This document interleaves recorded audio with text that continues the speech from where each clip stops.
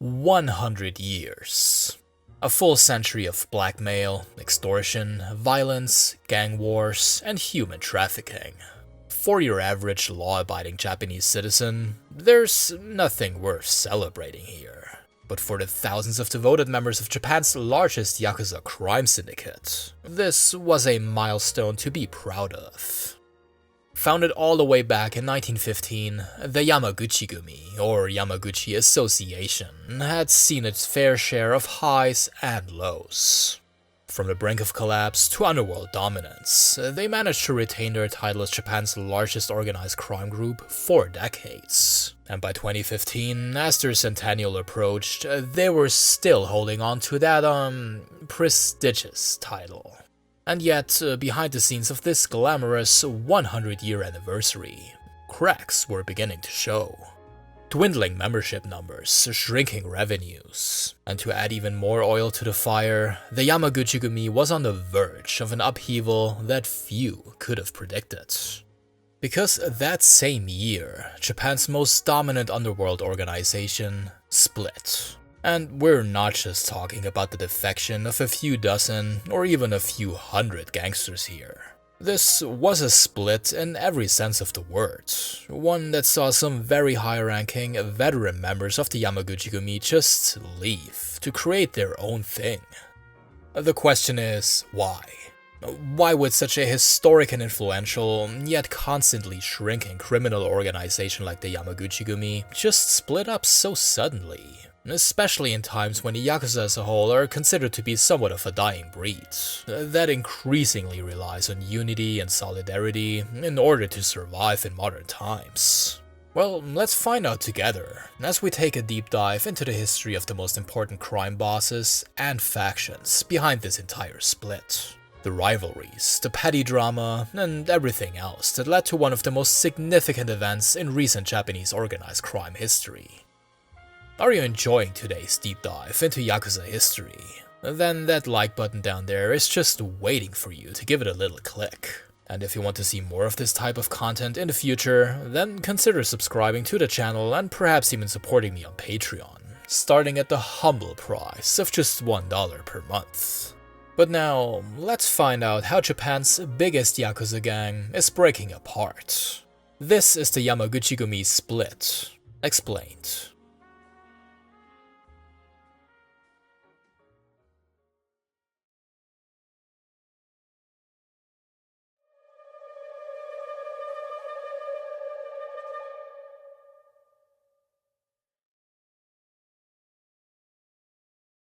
So, in order to give you a better idea of how this whole split actually unfolded, allow me to also give you at least a basic overview of how the Yamaguchi-gumi was structured back in 2015, prior to the split.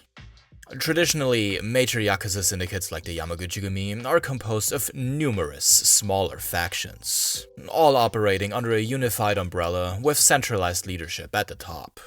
In 2015, just before the split, the Yamaguchi-gumi reportedly consisted of 72 such factions. And as you can probably imagine, this type of structure also comes with a few challenges.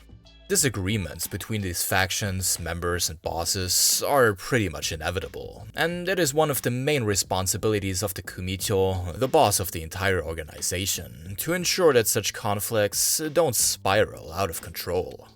Managing any large organization is tough, but managing tensions between dozens of short-fused gang bosses, that's even harder. So, in short, what happened in 2015 is that such internal tensions and disagreements simply weren't adequately managed by the Yamaguchi-gumi leadership. And we're not talking about minor disputes between smaller, insignificant factions within the Yamaguchi-gumi here. There were some serious tensions at the very top of the Yamaguchi-gumi hierarchy.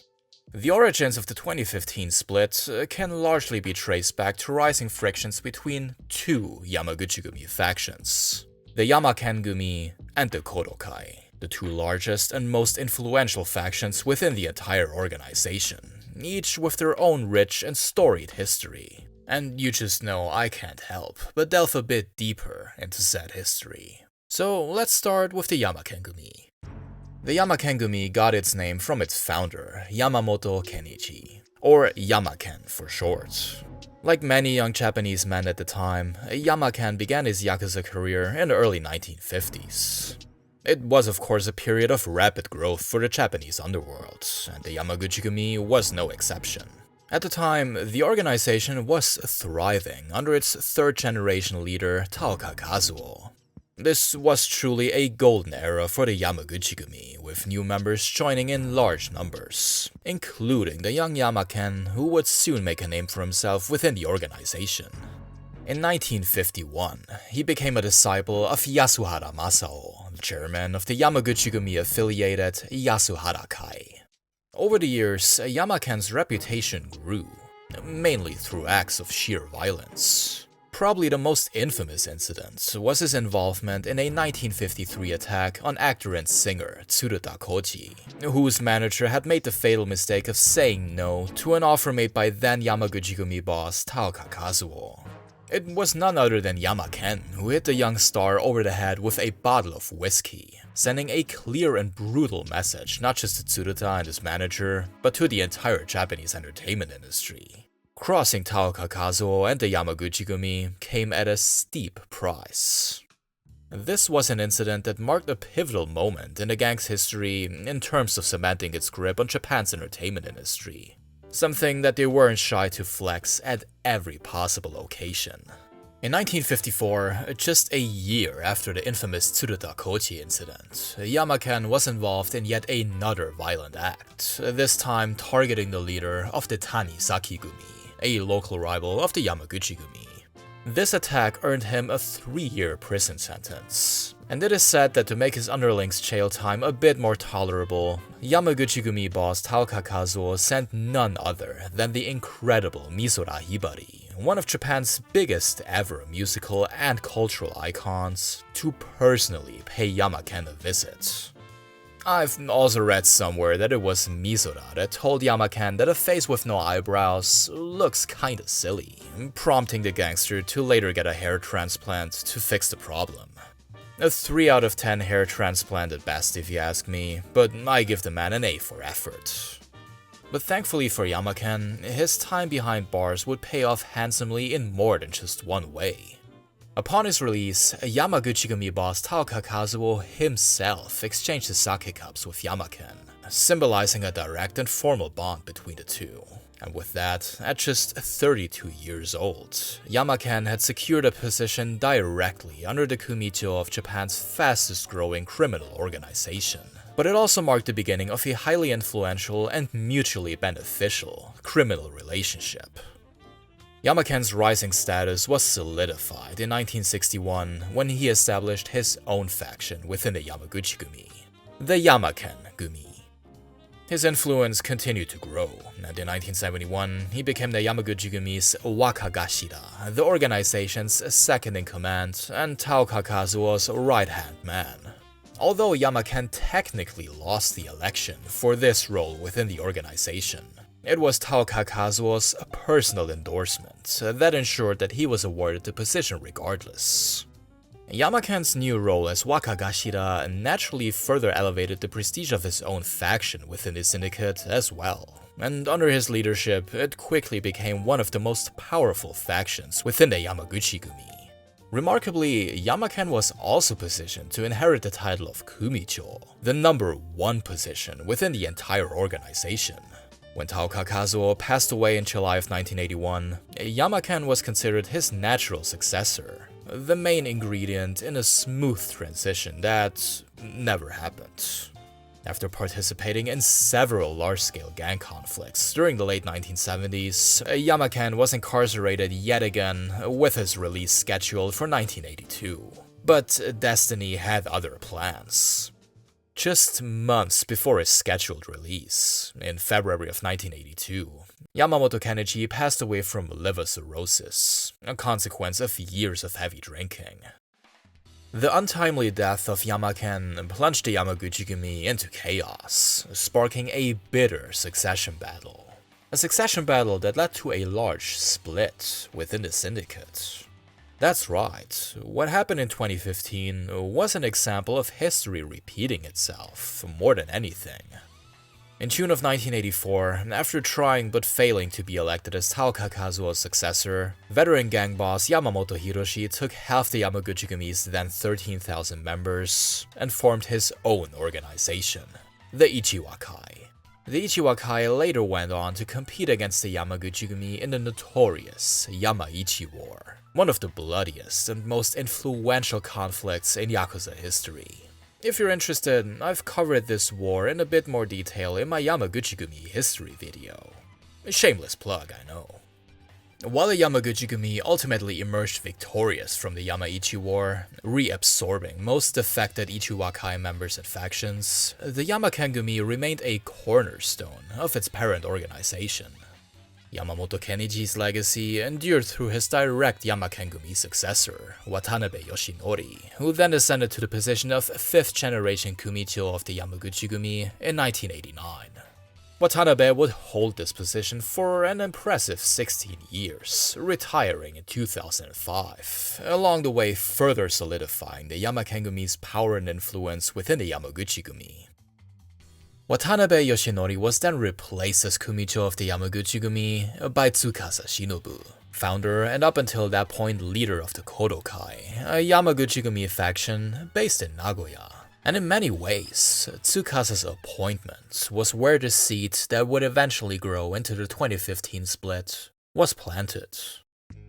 Tsukasa Shinobu, born Shinoda Kenichi, stands out as somewhat of a unique leader in the history of the Yamaguchi-gumi. He's the first and so far only Kumicho of the syndicate not to hail from Japan's Kansai region, home to the port city of Kobe that the Yamaguchi-gumi itself originates from. Instead, Tsukasa was born in Oita Prefecture on Kyushu, Japan's southernmost main island, and began his career as a Yakuza in 1962 with the Hirota-gumi, yet another Yamaguchi-gumi affiliated faction based in Nagoya. Ambitious and capable, Tsukasa quickly rose through the ranks of the Hirota-gumi, eventually becoming its Wakagashira and therefore the right-hand man to the gang's founder, Hirota Takeshi.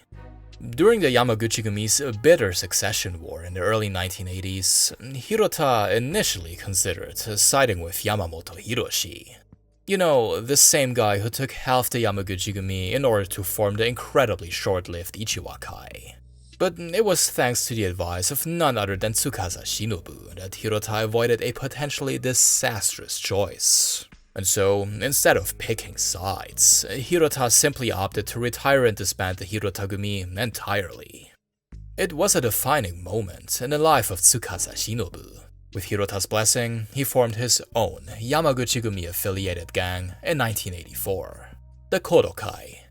A fun fact, the name Kodo-kai is allegedly a tribute to Tsukasa's former boss, combining the character Ko, derived from the alternate reading of the hero in Hirota, with Do, meaning path, symbolizing Tsukasa's intention to follow the path of his mentor.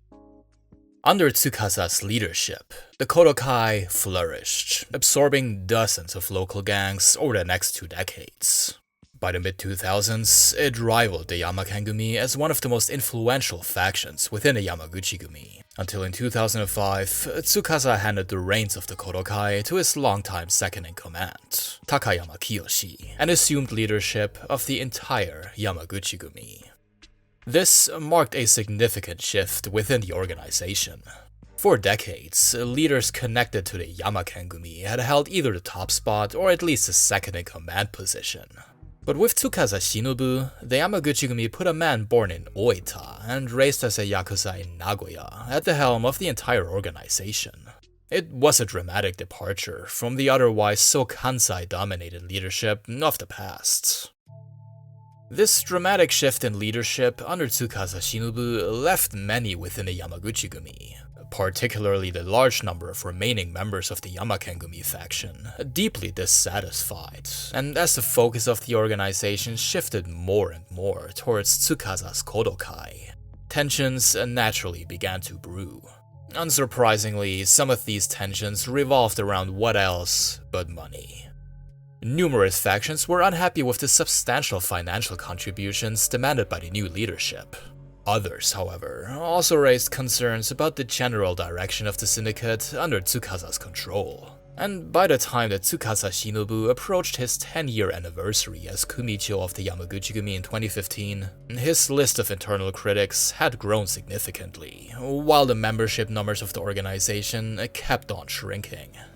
Between 2012 and 2014, the total number of affiliated members dropped from around 35,000 to just above 23,000, a staggering 41% decrease in just 2 years.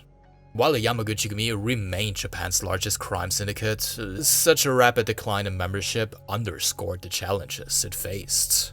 To be fair, this decline wasn't unique to the Yamaguchi-gumi. The number of active Yakuza in Japan had been dwindling across the board, due to decades of increasingly strict laws targeting their activities and business dealings being implemented. Doing shady business was harder than ever before. Keeping members on board was harder than ever before. And so, the gangs understandably grew increasingly frustrated with their situation as well. But for the Yamaken-gumi, whose members were left reminiscing about the organization's more prosperous days, it was probably pretty damn easy to pin the blame on the Kodo-kai's questionable leadership instead. And so, by late 2014, 9 years into the Kodo-kai leadership, the writing was on the wall. It was then that famed Yakuza writer Mizoguchi Atsushi reportedly received early insider information from Yamaguchi-gumi members suggesting that a major split was on the horizon. And less than a year later, their prediction became a reality.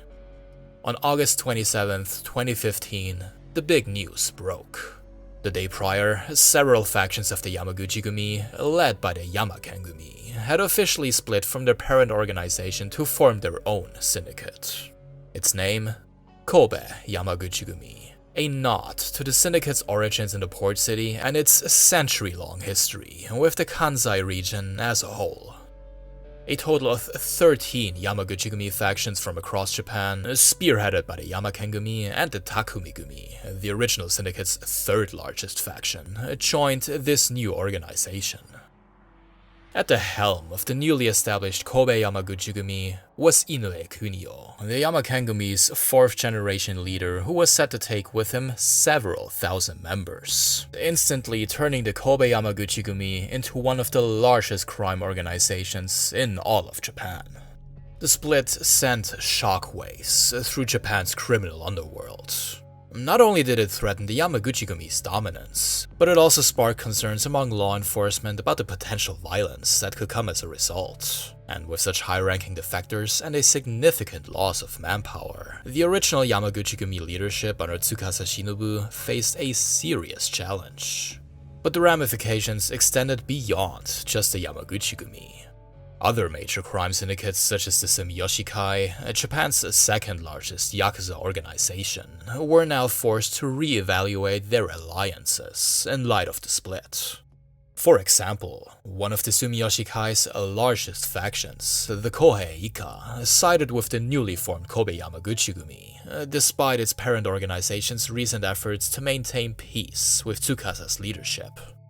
For the police, meanwhile, the split served as a reminder of what had happened more than 30 years prior. The Yamaichi War of the 1980s, which resulted from a similar fracturing of the Yamaguchi-gumi, leaving behind a trail of destruction and needless casualties. But determined to prevent history from repeating itself, the police reacted swiftly.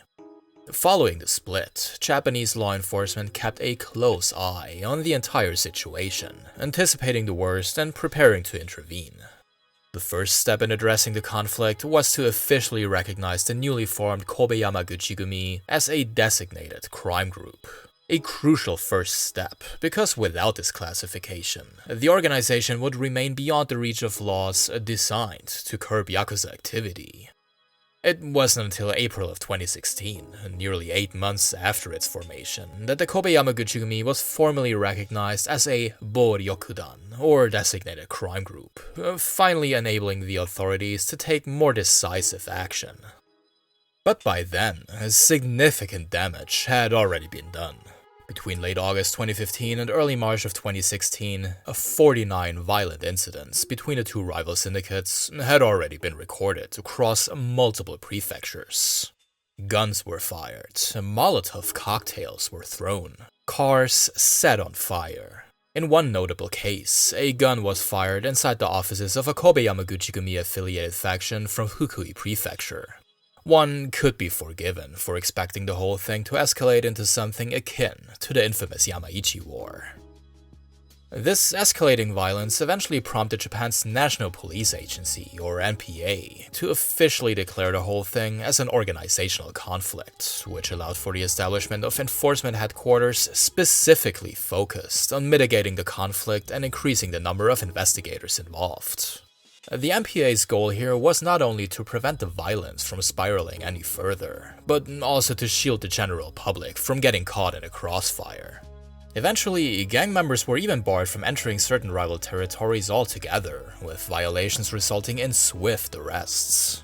This meant that causing a ruckus in enemy territory was now more risky than ever before, even if it was just two Yakuza foot soldiers smashing each other's heads in. Also because according to the law, the kumicho of a Yakuza syndicate could be held responsible for paying fines associated with violent crimes committed by any of his subordinates. This meant that during a gang war, the accumulated penalties could become extraordinarily costly for the syndicate's leadership.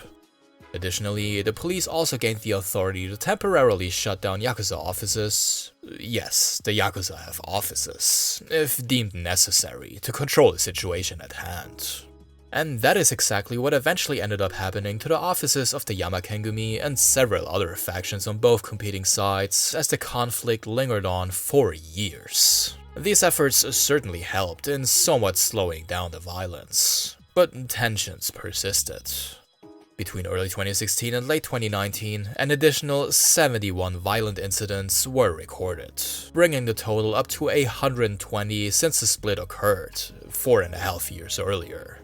Some of these cases were incredibly high profile too, such as the 2019 accusation against Nakata Koji, the newly appointed 5th generation leader of the Yamaken-gumi, who was accused of personally attempting to murder a group of Kodo-kai affiliates in a shooting incident. Nakata was actually acquitted in late 2024, but by then, the Kobe Yamaguchi-gumi's fortunes had already taken a sharp turn for the worse. All the way back in April of 2017, not even 2 years after the Yamaguchi-gumi split, yet another split occurred when Oda Yoshinori, the Yamaken-gumi's second-in-command, led a faction of Kobe Yamaguchi-gumi members to establish a new group, thought to have been motivated mainly by, what else but internal financial disputes. Initially called the Ninkyo Yamaguchi-gumi, or Chivalrous Yamaguchi-gumi, they later rebranded as the Kodo-kai, distancing themselves from the Yamaguchi-gumi name entirely. As of late 2023, the Kodo-kai boasted a modest 170 members. Hardly a frightening number, compared to some of the other big crime syndicates in Japan. And yet, they actually weren't far behind the dwindling Kobe Yamaguchi-gumi that they split away from. Despite taking with them several thousand members in 2015, the Kobe Yamaguchi-gumi's numbers had plummeted to just 400 members by late 2023. Most factions that had left the Kobe Yamaguchi-gumi at this point had either become independent, disbanded, or simply crawled back into the arms of the original Yamaguchi-gumi. The Yamaken-gumi belongs to the latter category, becoming independent in August of 2020 before rejoining the OG Yamaguchi-gumi in September of 2021. Both the Kobe Yamaguchi-gumi as well as the Kodo-kai are still around as of the making of this video. But with the Yamaken-gumi, the core organization behind this entire split drama returned to its old parent organization, it certainly feels like the mighty Yamaguchi-gumi had weathered yet another turbulent period, emerging as the dominant force. But this time it did so at a significant cost. Their membership numbers, too, had fallen drastically, slipping from over 23,000 in 2014 to fewer than 8,000 by late 2023. This decline is not exclusively a result of the split and the resulting violence. It is part of a much broader trend. Government crackdowns on Yakuza businesses and the resulting financial struggles, the rapidly aging population of Japan and the subsequent lack of new blood coming into these crime organizations. Even without these big internal conflicts, a decline of Japan's largest crime groups was more or less guaranteed. In short, things are looking rather dire for the entire Japanese underworld, including its biggest players like the Yamaguchi-gumi. Not that there is any reason to feel sorry for a bunch of rapidly aging gangsters on a steep decline, but there might be more drama up ahead very soon. There is a sizable amount of uncertainty surrounding the succession of Tsukasa Shinobu. The current Kumicho of the Yamaguchi-gumi will turn 83 later this month, and it is clear that he is heading towards the twilight of his Yakuza career. Takayama Kiyoshi, second-generation leader of the Kodo-kai, the Yamaguchi-gumi's #2 man and currently the most likely person to inherit the throne from Tsukasa Shinobu, is only slightly younger, at 77 years of age. There might very well be a yet unknown, elaborate succession plan in place, one that makes sure that the transition from the 6th to the 7th generation of the Yamaguchi-gumi leadership goes over smoothly. But what if instead, the question about who will succeed Tsukasa Shinobu causes yet another rift within Japan's largest crime syndicate? Might the Yamaken-gumi followers that just recently returned to the organization simply be waiting for a chance to put one of their own guys back at the top of Japan's largest criminal organization? And if yes, what would the reaction be from the still dominant Kodo-kai faction? Whether the Yamaguchi-gumi can navigate this challenge without fracturing once more remains uncertain. But one thing is very clear. The Yamaguchi-gumi, as well as the landscape of the entire Japanese underworld, is undergoing profound and possibly irreversible changes. Got something to say? As always, feel free to pour all your thoughts and ideas into the comment section down below, if you feel like it. A big arigato gozaimasu goes to all you boys and girls on Patreon who keep supporting me, including Bobby Wu, Javier Soravia, Capybara Chuck, Turam, Daniel Dees, RK0, White Gilden, Justin Down, Yoka the Space Whale, Steve Matsui, Cats and Soup, Chart Beeman, Ben Herodine, and Metal Mama. And to everyone else, you know the drill. Thank you so much for watching. Sayonara.